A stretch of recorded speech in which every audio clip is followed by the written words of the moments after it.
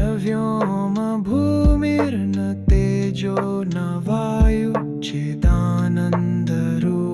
शिवोऽहं शिवोऽहं न च प्राणसंज्ञो न वै पञ्चवायु न वा सप्तधातु न वा पञ्चकोश न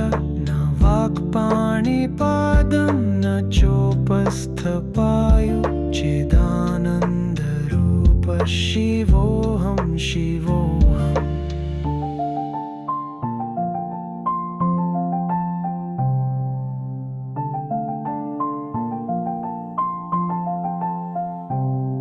न मे द्वेषरागो न मे लोभमोहो मदो नैव मे नैव मात्सर्यभाव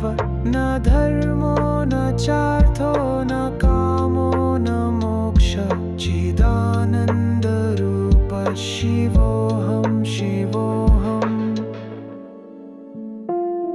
न पुण्यं न पापं न सौख्यं न दुःखं न मन्त्रो न तीर्थं न वेदा न यज्ञ अहं भोजनं नैव भोज्यं न भोक्ता चिदानन्दरूप शिवोऽहं शिवोऽहम्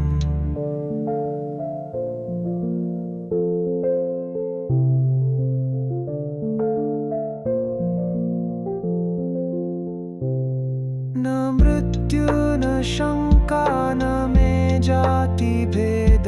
पिता नैव मे नैव माता न जन्म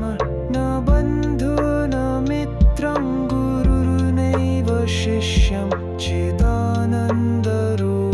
शिवोऽहं शिवोऽहम्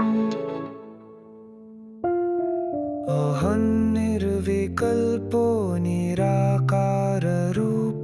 विभुत्वाच्च सर्वत्र सर्वेन्द्रियाणां न चासङ्गतं नैव मुक्तिर्न मेय चिदानन्दरूप शिवोऽहं शिवोऽहम्